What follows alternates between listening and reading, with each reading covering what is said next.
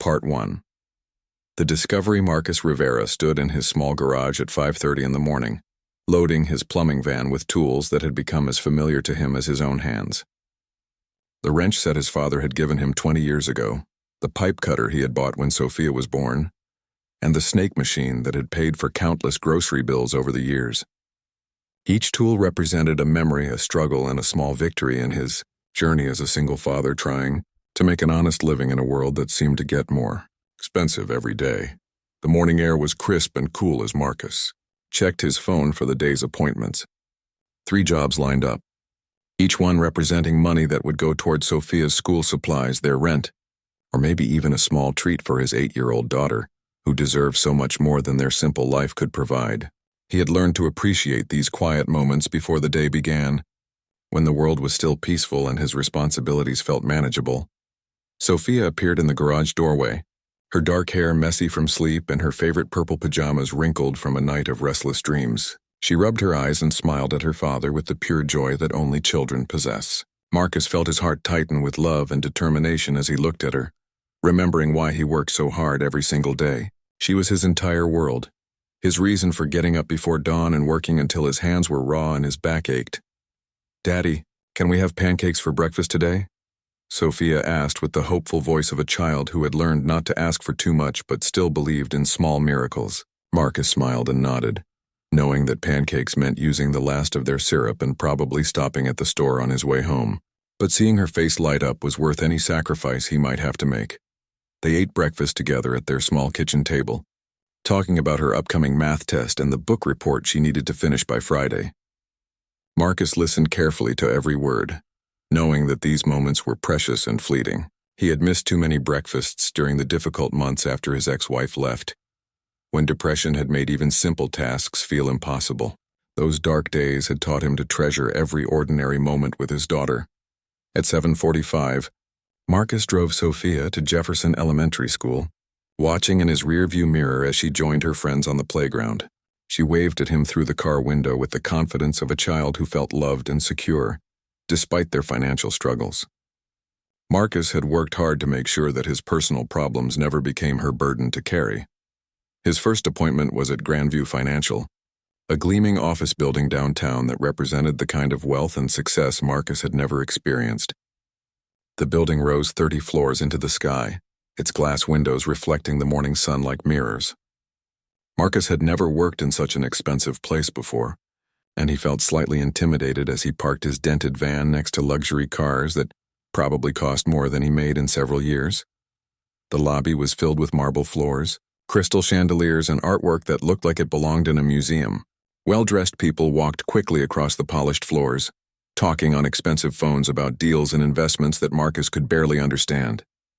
He approached the reception desk feeling out of place in his work clothes and tool belt, but the receptionist greeted him professionally and directed him to the service elevator. The basement was a completely different world from the elegant lobby above. Concrete walls, fluorescent lights, and the familiar smells of machinery and maintenance work made Marcus feel more comfortable. A building manager named Tom met him at the elevator and led him through narrow hallways lined with pipes and electrical equipment.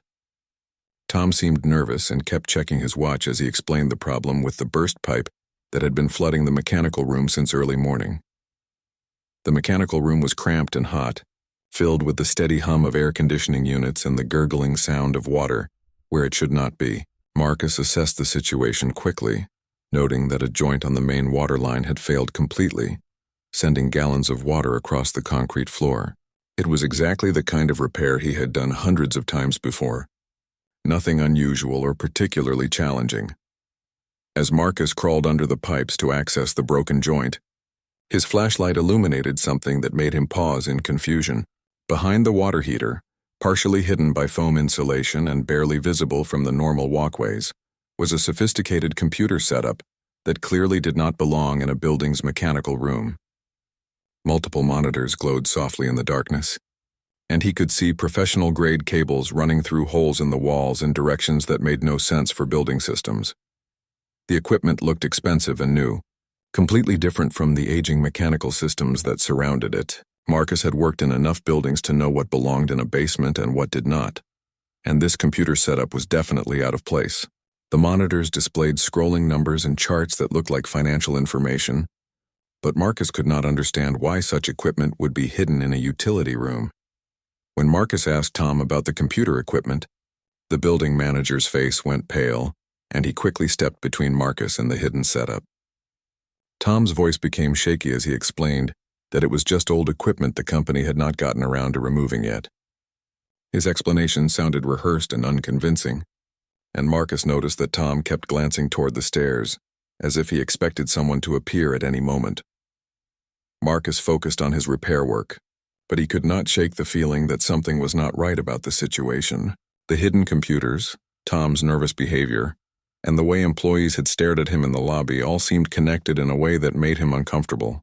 As he worked with his tools, Marcus found himself glancing repeatedly at the mysterious equipment and wondering why a financial company would need to hide computers in their basement. The pipe repair took 3 hours to complete properly, during which time Marcus noticed other strange details about the building's mechanical systems. Some of the newer pipes and cables seemed to serve no obvious purpose, running between floors in patterns that suggested they were connecting different parts of the building in ways that had nothing to do with water or electricity. The whole setup felt deliberate and secretive, like someone had invested significant money in modifications that were meant to remain hidden. When Marcus finished the repair and tested the water pressure to ensure everything was working correctly, Tom seemed eager to escort him out of the basement as quickly as possible. As they walked toward the elevator, Marcus heard voices coming from behind a locked door that Tom quickly guided him past without explanation. The voices sounded urgent and worried, discussing something about transfers and timing that Marcus did not understand, but that clearly had nothing to do with building maintenance. Back in the elegant lobby, Marcus felt the weight of curious stares from well-dressed employees who seemed surprised to see a working man emerge from the basement. Their expressions were not merely curious but suspicious, as if his presence in their building was somehow threatening or unwelcome. Marcus had worked in many office buildings over the years, but he had never experienced such an atmosphere of tension and secrecy. As Marcus loaded his tools into his van outside Grandview Financial, he found himself looking up at the building's gleaming windows and wondering what secrets might be hidden behind all that expensive glass. The morning's work had left him with more questions than answers, and he could not escape the feeling that he had stumbled onto something much more significant than a simple plumbing problem. Driving to his next appointment, Marcus tried to focus on the routine tasks ahead of him, but his mind kept returning to the hidden computers and Tom's nervous explanations. Something about the whole situation felt wrong in a way that Marcus could not quite articulate, but his instincts told him that he had witnessed something that was meant to remain completely secret. 3 days passed since Marcus had discovered the hidden computers at Grandview Financial, but he could not stop thinking about what he had seen. During those quiet moments when Sophia was at school and he was driving between jobs, his mind kept returning to the mysterious equipment and Tom's nervous explanations.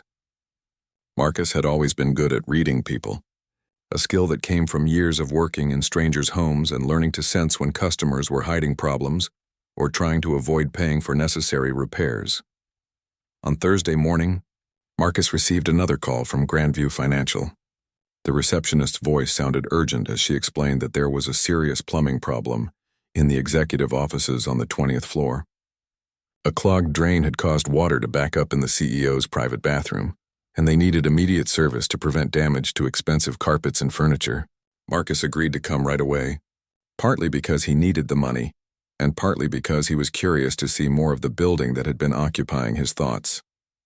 The 20th floor was even more impressive than the lobby, with thick carpets, dark wood paneling, and paintings that looked like they cost more than Marcus's annual income. Executive assistants in expensive suits moved quietly through hallways lined with offices that had floor-to-ceiling windows, offering spectacular views of the city. Marcus felt completely out of place as he carried his tools past conference rooms, where important-looking people discussed matters he could not understand. Richard Blackstone's office was enormous, with a private bathroom that was larger than Marcus's entire living room. The marble surfaces, gold fixtures, and crystal mirrors created an atmosphere of wealth that Marcus had never experienced before. As he worked on the clogged drain, using his snake machine to clear the blockage, Marcus could hear conversations coming from the office through the thin bathroom walls. Blackstone was on the phone, and his voice carried clearly through the expensive materials that were apparently not as soundproof as they appeared. Marcus tried to focus on his work, but the conversation was impossible to ignore.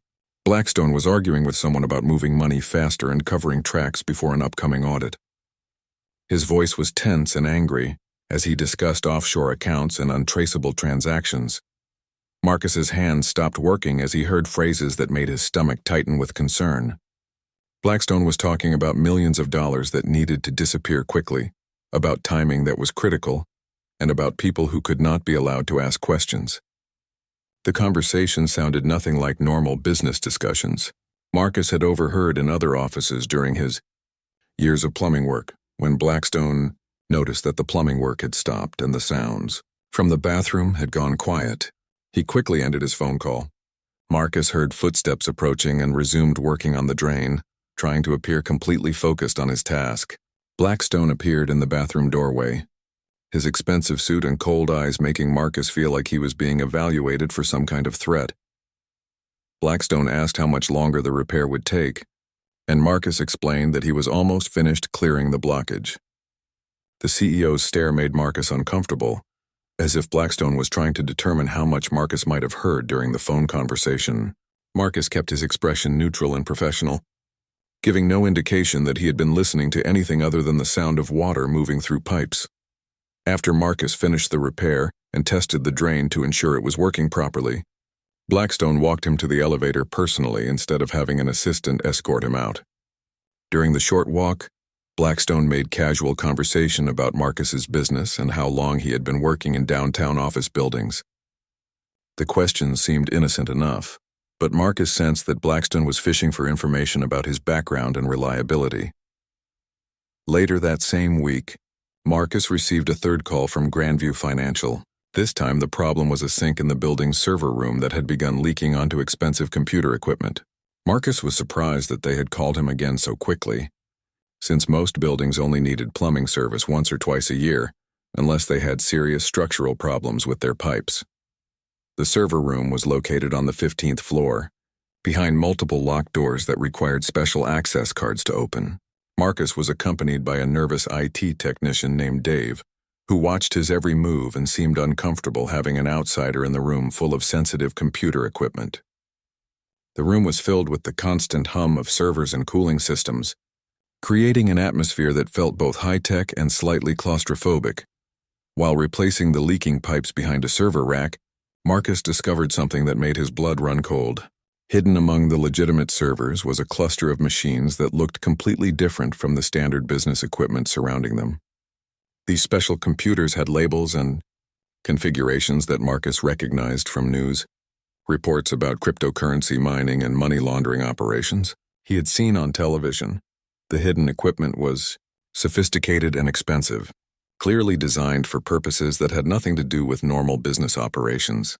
Marcus could see cables connecting these special machines to the building's main network, suggesting that they were integrated into Grandview's computer systems in ways that were meant to remain invisible to casual observers. The setup looked professional and permanent, as if significant money and planning had gone into creating this hidden operation. When Marcus asked Dave innocent questions about the server room's layout and cooling requirements, the IT technician became visibly agitated and insisted that they needed to finish the repair work as quickly as possible. Dave kept checking his watch and looking toward the door, as if he expected someone to arrive and discover them working in the room. His nervousness was so obvious that Marcus began to suspect Dave knew exactly what the hidden equipment was being used for. Marcus worked as slowly as he dared, trying to get a better look at the mysterious servers while appearing to focus on the plumbing repair. He noticed that the special computers were connected not only to the building's network, but also to phone lines and internet connections that seemed to bypass the company's normal communication systems. The whole setup suggested an operation that was designed to remain separate from and invisible to Grandview's legitimate business activities. As Marcus finished the repair and cleaned up his tools, he realized that the plumbing problems at Grandview Financial were occurring with suspicious frequency. Most office buildings might need emergency plumbing service once or twice a year, but he had now been called to this building 3 times in less than a week. Each problem had required access to areas where he had discovered equipment or overheard conversations that seemed connected to illegal activities. The pattern was too convenient to be coincidental. Marcus began to suspect that someone was creating these plumbing emergencies deliberately, either to provide cover for maintaining the hidden equipment or to test whether he was paying attention to things he was not supposed to see. The thought made him feel paranoid, but his instincts told him that his presence in the building was serving purposes beyond simple maintenance work. Walking back to his van after completing the server room repair, Marcus felt the weight of suspicious stares from employees who seemed to recognize him from his previous visits. Their expressions suggested that his frequent appearances at Grandview Financial had not gone unnoticed, and that his access to sensitive areas of the building was making some people uncomfortable. That evening, as Marcus helped Sophia with her homework at their kitchen table, he found himself distracted by thoughts of hidden computers, suspicious phone conversations, and cryptocurrency equipment. His daughter's innocent questions about her math problems seemed to belong to a different world from the mysterious activities he had been witnessing at Grandview Financial. Marcus realized that he was facing a decision that could change everything about his simple, honest life. He could continue accepting jobs from Grandview Financial and pretend that he had not seen or heard anything unusual, or he could start paying closer attention to the evidence that seemed to be accumulating around him. Either choice carried risks he was not sure he was prepared to handle as a single father, trying to protect his daughter's future. The emergency call came at 11:15 on a Friday night, just as Marcus was tucking Sophia into bed after reading her favorite story about brave knights and hidden treasures. The voice on the phone belonged to Tom, the nervous building manager from Grandview Financial, and he sounded more panicked than Marcus had ever heard him before. A major water pipe had burst in the records room, flooding important documents and threatening to damage expensive filing systems throughout the night. Marcus hesitated before accepting the job, knowing that late-night emergency calls usually meant higher pay, but also meant leaving Sophia alone with their elderly neighbor, Mrs. Chen, who was always willing to help but worried Marcus with her forgetful moments. However, the money Tom offered for immediate service was too good to refuse, especially with Sophia's school fees coming due next month and their car making strange noises that probably meant expensive repairs. Sophia was already half asleep when Marcus explained that he had to go fix a big water leak at an office building. She mumbled sleepily that she would be good for Mrs. Chen and reminded him to be careful because nighttime jobs sometimes involved scary basements. Marcus smiled at her concern, kissed her forehead, and promised to be back before she woke up for Saturday morning cartoons. The streets were nearly empty as Marcus drove downtown toward Grandview Financial, his van's headlights cutting through the darkness of the sleeping city. The building looked different at night, its glass windows reflecting streetlights and creating an almost mysterious atmosphere that made Marcus feel uneasy. A security guard led him into the lobby, where the marble floors echoed his footsteps in the silence of the deserted building. Tom met Marcus at the service elevator, his face pale and his hands shaking as he explained the situation. The burst pipe was in the basement records room, where thousands of important documents were stored in fireproof filing cabinets. Water had been pouring from the ceiling for over an hour, and Tom seemed desperate to get the problem fixed before anyone else discovered the extent of the damage. The records room was a disaster when Marcus arrived. Water dripped steadily from a broken pipe in the ceiling, creating puddles across the concrete floor and soaking into cardboard boxes that had been stored on lower shelves. The air smelled of wet paper and mold, and Marcus could see that some of the damaged documents were floating in the standing water that covered much of the room. While waiting for a replacement part that Tom had to retrieve from the building's emergency supply closet, Marcus found himself alone in the flooded records room with hundreds of damaged documents scattered around his feet. His flashlight beam revealed that many of the papers were financial records, client statements, and investment reports that had been soaked beyond recognition by the burst pipe. Among the soggy papers, Marcus discovered something that made his heart race with shock and fear. Mixed in with the legitimate business documents were boxes of records that told a completely different story about Grandview Financial's operations. These papers contained evidence of systematic theft from client accounts, detailed plans for moving stolen money through cryptocurrency systems, and lists of offshore bank accounts controlled by company executives. Marcus photographed every document he could find with his phone, working quickly in the dim light while listening for Tom's return. The evidence was overwhelming and terrifying. Grandview Financial was stealing money from retirement funds, college savings accounts, and investment portfolios belonging to thousands of innocent people.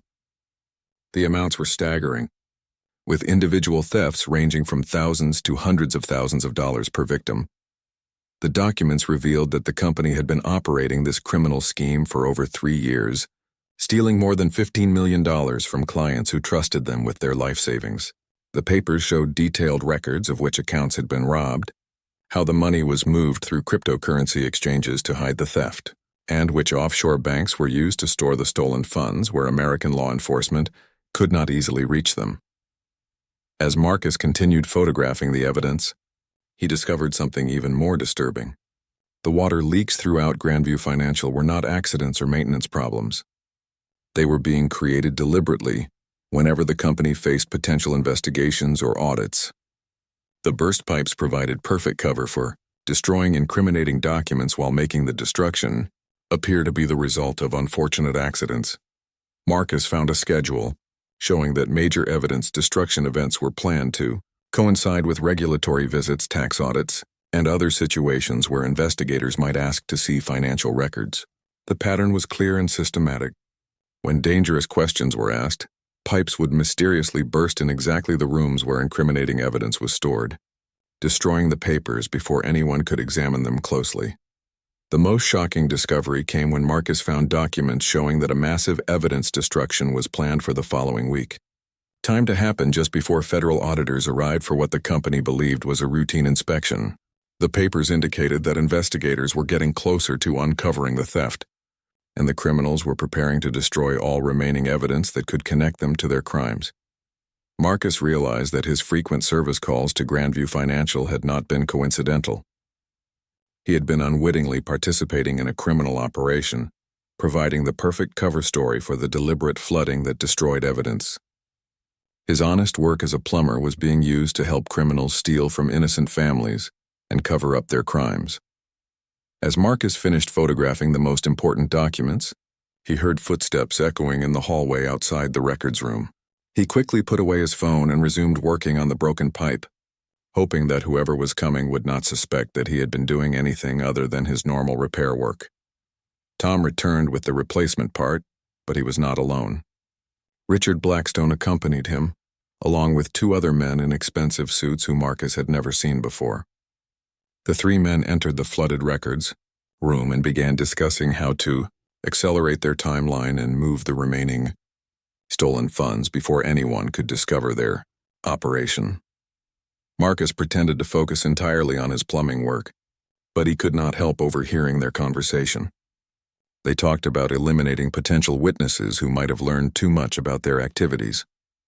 They discussed covering their tracks permanently and making sure that no evidence remained that could be used against them in court. The tone of their voices made it clear that they were willing to do whatever was necessary to protect themselves.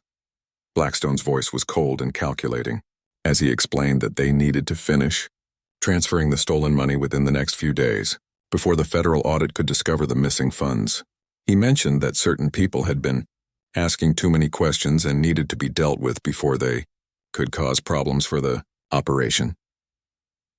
Marcus held his breath as the 3 men walked past his hiding spot behind the broken filing cabinet, realizing that his life and Sophia's future could be in serious danger if these criminals discovered what he had learned. The conversation made it clear that they were desperate and willing to use violence to protect their criminal enterprise. When the men finally left the records room, Marcus finished his repair work as quickly as possible and gathered his tools with hands that were shaking from fear and adrenaline. He now possessed evidence of crimes that could send these people to prison for decades, but he also knew that they would do anything to prevent that evidence from reaching law enforcement. Driving home through the empty streets, Marcus felt the weight of an impossible decision pressing down on him. He had stumbled into a situation that was far more dangerous than anything he had ever imagined, and every choice he made now would affect not only his own future, but also the safety and security of his innocent daughter. Marcus barely slept that Friday night after returning from Grandview Financial. He lay in his small bed staring at the ceiling, listening to Sophia's peaceful breathing from her room across the hall, while his mind raced with images of the documents he had photographed, and the threatening conversation he had overheard. Every time he closed his eyes, he saw the faces of Blackstone and the other criminals discussing eliminating witnesses, and he wondered if they suspected that he had discovered their secrets. Saturday morning arrived with Sophia bouncing into his bedroom at 7 o'clock, excited about their planned trip to the park and completely unaware that her father had spent the night wrestling with a decision that could change both of their lives forever. Marcus made pancakes as he had promised, but his hands shook as he poured the batter, and Sophia noticed that something was bothering him.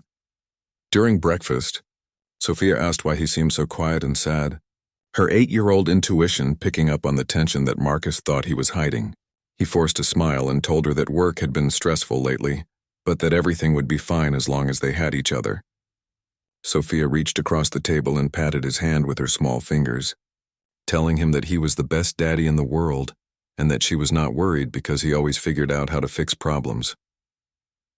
After dropping Sophia off at her friend Emma's house for a Saturday playdate, Marcus drove to a quiet coffee shop across town where he could think without being interrupted. He ordered a cup of black coffee and sat in a corner booth, pulling out his phone to review the photographs he had taken of the incriminating documents. The evidence was clear and overwhelming, showing exactly how Grandview Financial had been stealing millions of dollars from innocent families.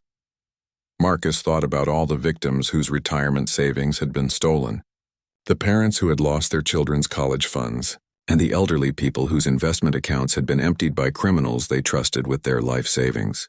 These were people just like him, working hard and trying to build secure futures for their families, only to have their dreams destroyed by greedy executives who saw their clients as nothing more than opportunities for theft. But Marcus also thought about Sophia and the danger that reporting these crimes might bring into their peaceful life. The conversation he had overheard made it clear that these criminals were willing to hurt people who threatened their operation. Marcus was just a simple plumber with no experience dealing with dangerous situations, and he had no idea how to protect himself and his daughter from people who had already stolen $15 million and were planning to steal more. For 3 hours, Marcus sat in that coffee shop weighing his options and trying to decide between his conscience and his fears. He could pretend he had never seen the evidence, continue accepting plumbing jobs from other customers, and hope that Grandview Financial never called him again. This choice would keep Sophia safe, but would also allow the criminals to continue stealing from innocent families and destroying lives. Alternatively, Marcus could report what he had discovered to law enforcement and help bring these criminals to justice. This choice felt morally right but also terrifyingly dangerous, especially since he had no way of knowing whether the police department might have corrupt officers who would warn the criminals that their operation had been exposed. The decision became clear when Marcus remembered Sophia's innocent trust in him and her belief that he always figured out how to fix problems. He realized that staying silent would mean teaching his daughter through his actions that good people should do nothing when they witness evil, and that personal safety was more important than protecting others from harm. Marcus drove to 3 different banks around the city, making copies of all the evidence he had photographed and storing them in separate safety deposit boxes under different names. He also made copies for his lawyer, a kind older man named Mr. Rodriguez who had helped him with his divorce paperwork 2 years earlier. Marcus explained the situation carefully, asking Mr. Rodriguez to hold the evidence and contact the FBI if anything happened to him or Sophia. On Monday morning, Marcus spent an hour researching FBI agents who specialized in financial crimes, looking for someone with a reputation for honesty and competence. He found Agent Sarah Chen, whose name appeared in several newspaper articles about successful prosecutions of white-collar criminals. The articles described her as thorough, dedicated, and known for protecting witnesses who helped with dangerous investigations. Marcus called the FBI office and asked to speak with Agent Chen about a financial crime he had witnessed. The receptionist seemed skeptical that a plumber would have information about sophisticated criminal operations, but she agreed to pass along his message. 2 hours later, Agent Chen called him back, and her voice sounded professional but curious about what he might have discovered. They arranged to meet at a small restaurant outside the city, away from downtown areas where Grandview Financial employees might recognize Marcus. Agent Chen was a woman in her 40s with intelligent eyes and a serious demeanor that made Marcus feel confident about trusting her with his dangerous secret. When he showed her the photographs of the stolen documents, her expression changed from polite interest to intense focus. Agent Chen explained that the FBI had been investigating Grandview Financial for several months, based on suspicious transaction reports from banks, but they had been unable to find concrete evidence of criminal activity. The company's executives were careful and sophisticated, always staying one step ahead of investigators by destroying evidence and covering their tracks through complex financial maneuvers that were difficult to trace. Marcus's photographs provided the missing pieces that Agent Chen and her team had been searching for. The documents showed not only proof of the thefts but also detailed records of how the money was being moved and where it was being hidden. For the first time, law enforcement had evidence that could be used to build a solid case against the criminals and recover the stolen funds for the victims. However, Agent Chen also explained the dangers that Marcus would face by cooperating with the FBI investigation.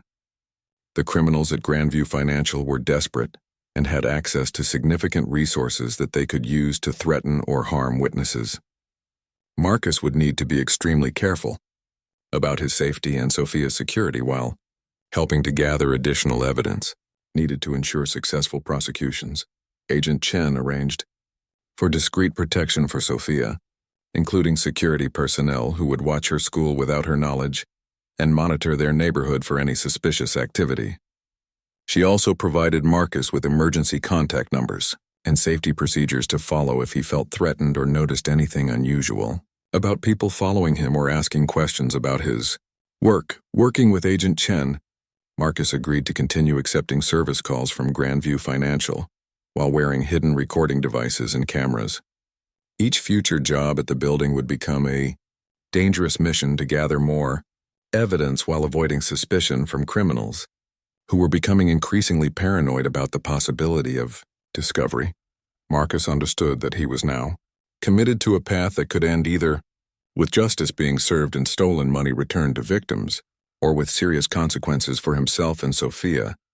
If the criminals discovered his cooperation with law enforcement, the decision had been made, and there was no turning back from the dangerous game he was now playing against people who had already proven they were willing to commit serious crimes to protect their illegal operation. The final phase of the FBI investigation required Marcus to return to Grandview Financial one more time, and this visit would be the most dangerous of all. Agent Chen had received intelligence that the criminals were planning to transfer the last of their stolen money to overseas accounts within the next 24 hours, after which the funds would disappear forever. Beyond the reach of American law enforcement, Marcus wore a tiny recording device hidden inside his work shirt and a miniature camera, disguised as a button on his tool belt. Agent Chen and her team were positioned in unmarked vehicles around the building, ready to move in once Marcus had gathered the final pieces of evidence they needed to make arrests and freeze the stolen funds before they could be moved offshore. The emergency call came at 6 in the morning on a Tuesday, with Tom's familiar nervous voice explaining that a major pipe had burst in the basement computer room, where all the hidden cryptocurrency equipment was located. Water was threatening to damage the expensive machines that the criminals needed to complete their final money transfers, and they desperately needed immediate repair service to save their operation. Marcus kissed Sophia goodbye as she ate her breakfast cereal, telling her that he loved her more than anything in the world, but not explaining that this might be the most dangerous day of his life. She smiled sleepily and reminded him to drive carefully, having no idea that FBI agents would be following her school bus and watching her classroom to make sure she remained safe while her father risked everything to stop criminals who had stolen from thousands of innocent families. The atmosphere at Grandview Financial was tense and frantic when Marcus arrived. Security guards searched his tool bag more thoroughly than ever before, and several employees he had never seen before watched him carefully as he made his way to the service elevator. The building felt like a fortress preparing for a siege, with everyone on edge and suspicious of any outsiders who might threaten their desperate final efforts to escape with their stolen fortune. The basement computer room was in chaos when Marcus reached it, with water pouring from broken pipes onto expensive cryptocurrency mining equipment that was still running at full capacity to process the final money transfers. The criminals had been working around the clock to move their stolen millions, and they could not afford to shut down the operation even long enough to properly repair the flooding that threatened to destroy everything. As Marcus worked to stop the water leak, he could hear urgent conversations in multiple languages as technicians and executives coordinated the complex process of transferring stolen funds through various cryptocurrency exchanges and offshore banking systems. The recording equipment hidden in his clothes captured every word as the criminals discussed account numbers, transfer amounts, and timing sequences that would complete their theft and allow them to escape prosecution. The most critical moment came when Marcus needed to access the main water shutoff valve located directly behind the cryptocurrency servers that were processing the stolen money. To reach the valve, he had to crawl through a narrow maintenance tunnel while the hidden camera in his tool belt recorded clear footage of the illegal equipment and the computer screen showing exactly where the stolen funds were being sent. Marcus spent nearly an hour in that cramped space, pretending to struggle with corroded pipes while actually installing FBI monitoring software onto the criminal network through a device Agent Chen had given him. The software would allow law enforcement to track every transaction in real time and identify all the accounts where stolen money had been hidden over the past 3 years. The tension became almost unbearable when Richard Blackstone arrived in the basement with several other executives and began demanding updates on both the money transfers and the plumbing repairs. Blackstone seemed increasingly paranoid, asking detailed questions about Marcus's background and whether he had been asking unusual questions during his previous visits to the building. Marcus forced himself to remain calm and professional as he explained the technical aspects of the pipe repair, while secretly hoping that the FBI team outside was ready to move in at any moment. Blackstone's suspicious stares and pointed questions made it clear that the criminals were beginning to suspect that their operation might have been compromised by someone with inside access to their hidden activities.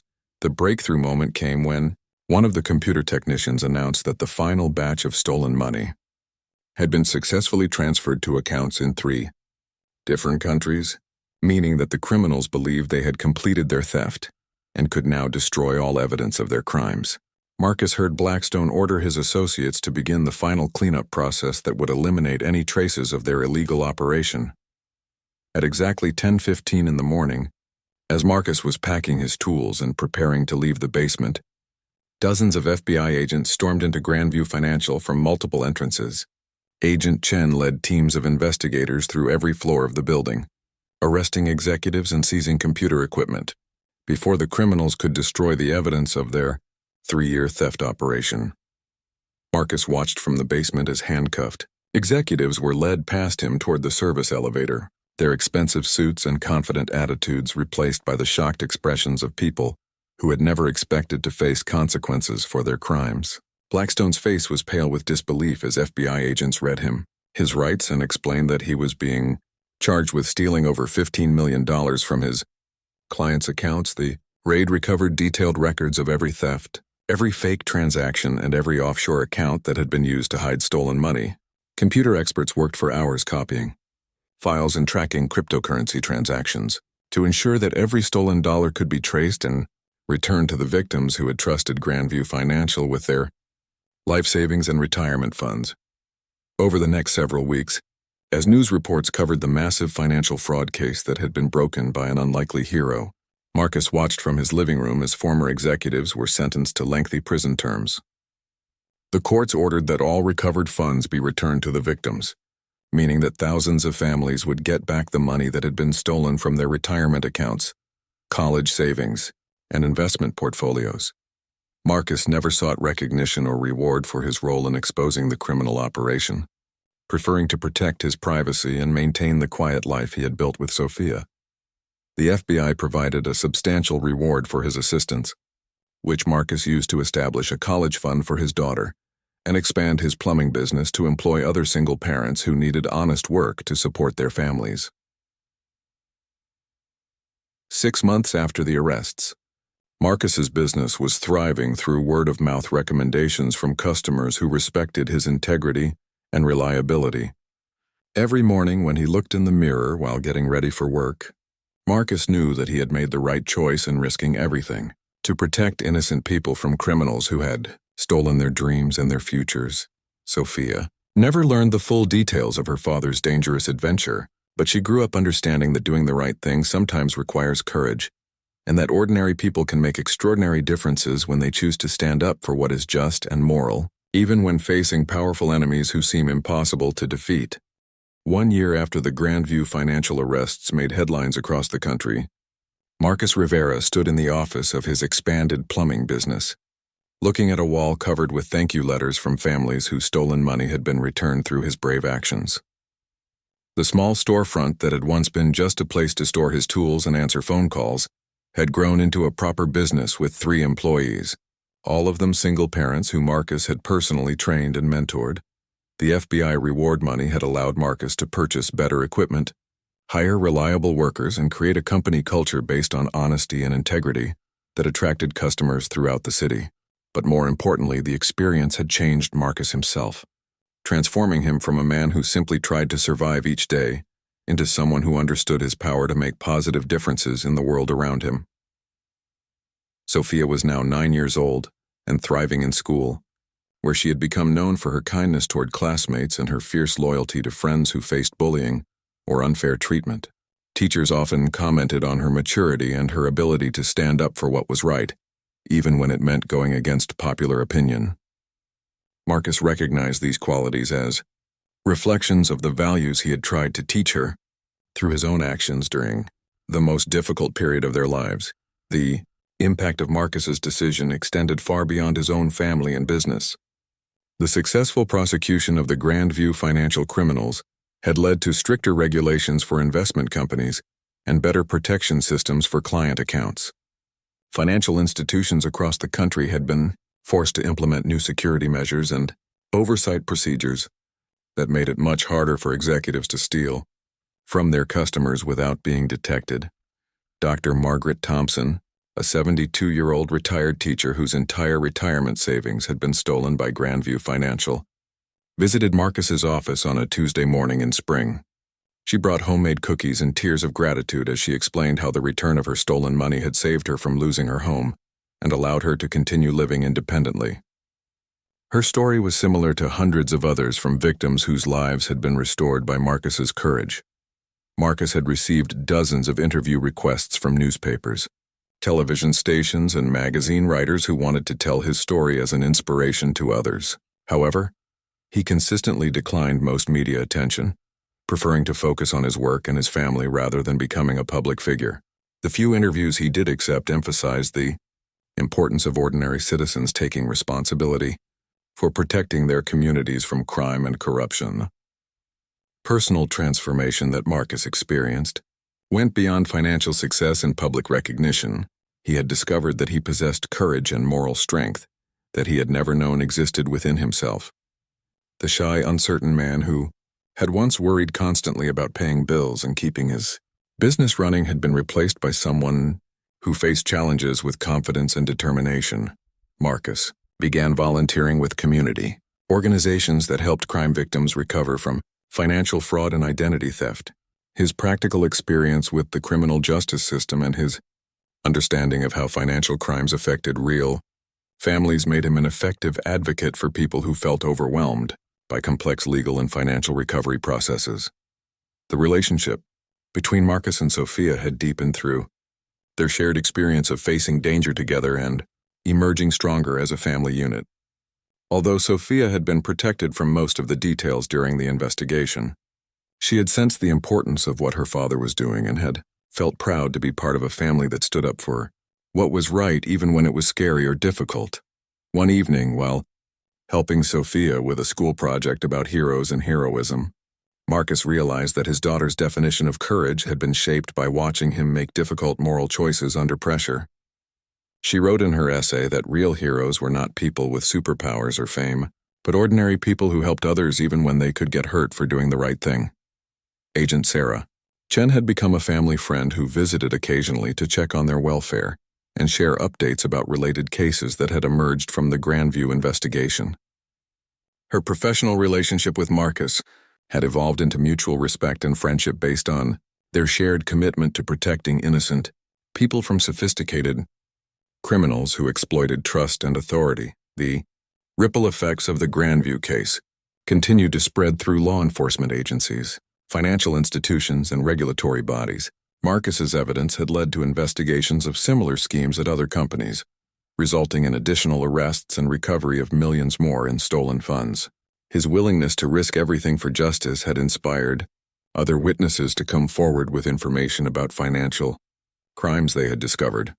Marcus's expanded business had become a model for other small companies in the community, demonstrating how success could be achieved through honest practices and genuine concern for customer welfare. His employees were trained not just in plumbing techniques but also in ethics and integrity, creating a workforce that customers trusted, completely with access to their homes and businesses. The financial stability that came from his growing business allowed Marcus to provide Sophia with opportunities he had never imagined possible during their earlier struggles. She took piano lessons, participated in youth soccer leagues, and attended summer camps that broadened her experiences and helped her develop confidence in her abilities and judgment. Marcus often reflected on how different their lives might have been if he had chosen to remain silent about the crimes he discovered at Grandview Financial. The safe, quiet existence he had been tempted to preserve would have meant allowing thousands of families to lose their life savings, while criminals escaped punishment for their systematic theft and fraud. Instead, his decision to accept risk and responsibility had led to outcomes that exceeded his most optimistic hopes. Justice had been served, victims had been compensated, and his own life had been enriched in ways that went far beyond financial rewards. Marcus had learned that doing the right thing, even when it seemed impossible or dangerous, often led to results that were better than anyone could have predicted. As Marcus tucked Sophia into bed one year after the arrests, she asked him whether he ever regretted getting involved in something so scary and complicated.